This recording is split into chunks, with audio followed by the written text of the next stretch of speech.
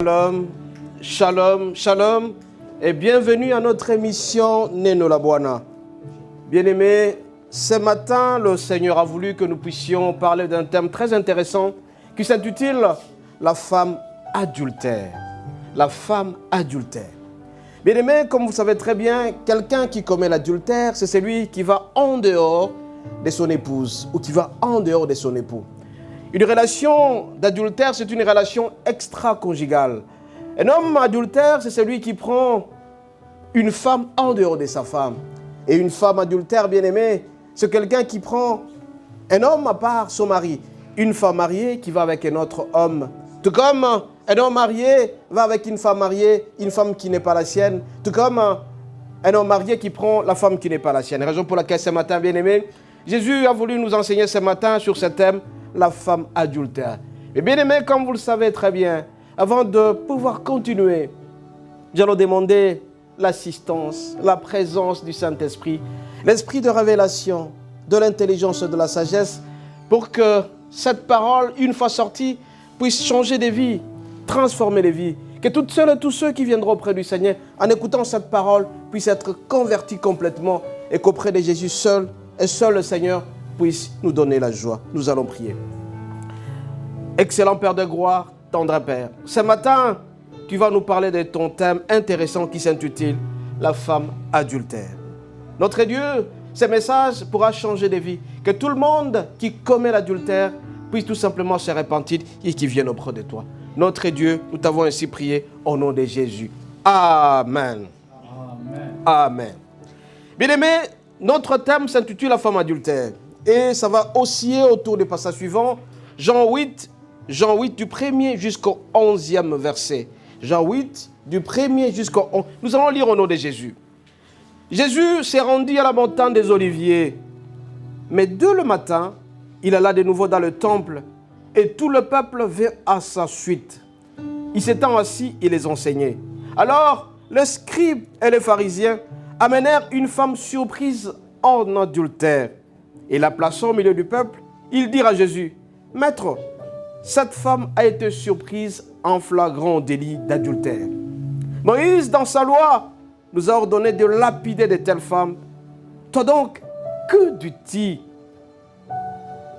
Moïse, dans la loi, nous a ordonné de lapider de telles femmes. Et toi donc, que dis-tu? Au verset 6, il a dit ceci.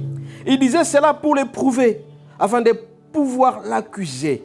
Mais Jésus, s'étant baissé, écrivait avec les doigts sur la terre. Et comme il continuait à l'interroger, il se releva et leur dit que celui de vous qui est sans péché jette le premier la pierre contre elle. Et s'étant de nouveau baissé, il écrivait sur la terre. Et quand il entendit cela, accusés par leur conscience, ils se retirèrent un à un, des plus âgés jusqu'au dernier. Et Jésus resta seul avec la femme qui était là au milieu. Alors, s'étant relevé et voyant plus que la femme, Jésus lui dit, « Femme, où sont ceux qui t'ont accusé? Personne n'était-il condamné ?» Elle répondit, « Non, Seigneur. » Et Jésus lui dit, « Je ne te condamne pas non plus. Va et ne pêche plus. » Bien-aimé, c'est la première partie. Mais la deuxième partie, nous allons demander Lévitique 20, verset 10, demander à la sœur de nous lire Lévitique 20, verset 10.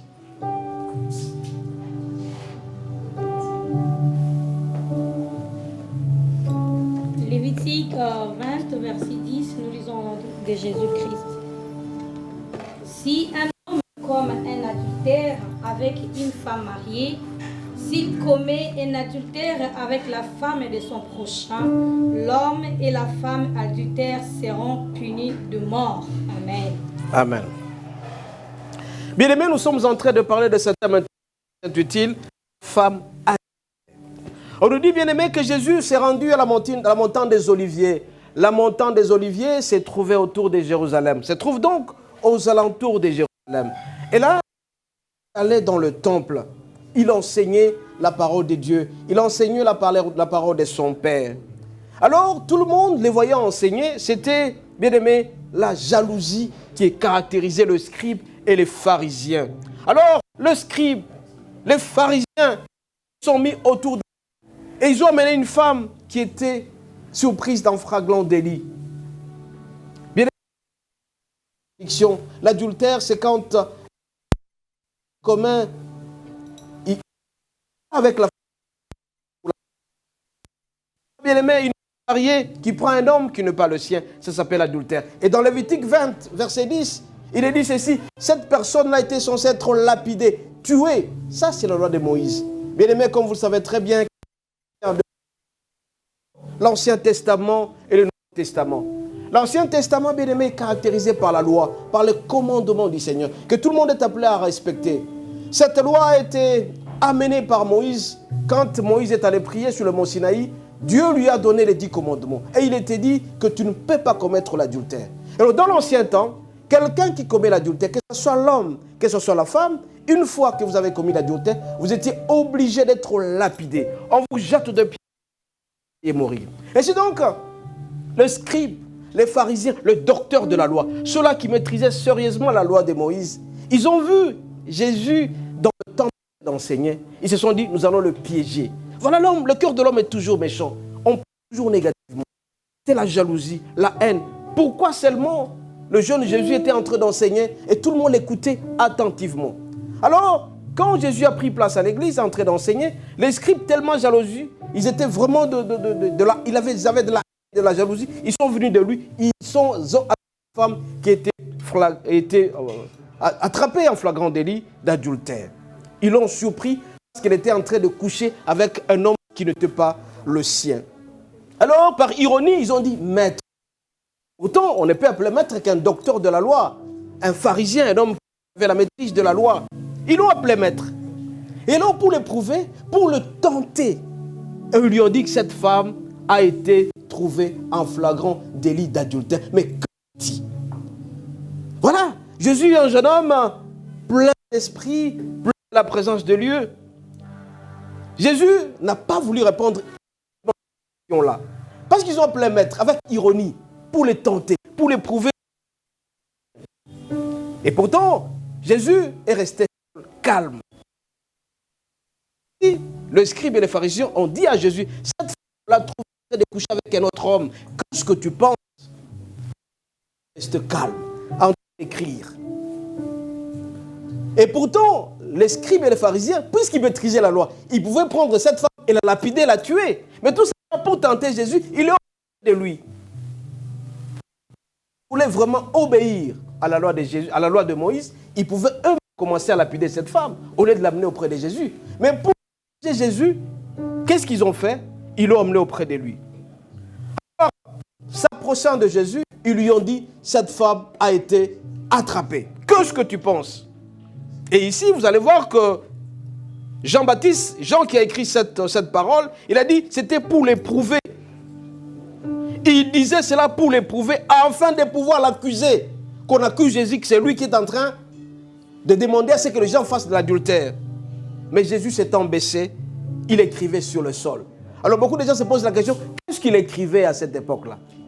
Est-ce qu'il faisait? Il y a des gens qui disent qu'il dessinait, d'autres disent qu'il était en train d'écrire, d'autres disent qu'il était en train de faire des oraux. On se pose la question, mais personne ne peut le savoir parce que c'est Jésus seul qui était en train de crier par terre. C'est pourquoi ce matin, bien aimé, avant de continuer, j'ai juste demandé à ce que les chantres puissent nous continuer avec une chanson, afin que, pour montrer que c'est à travers sur la prière qu'on peut être des hommes heureux, comblés de grâce, et nous allons fuir l'adultère.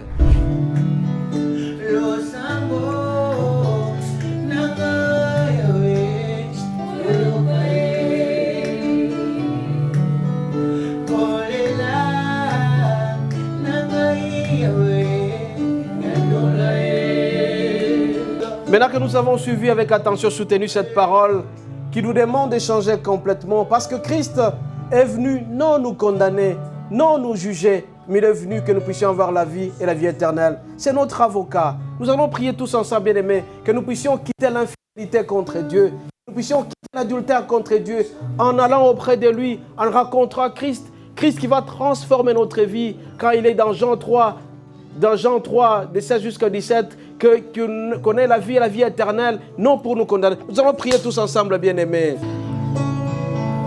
Notre Dieu, notre roi, Dieu d'Abraham, d'Isaac et de Jacob, tu es notre salut, notre Dieu.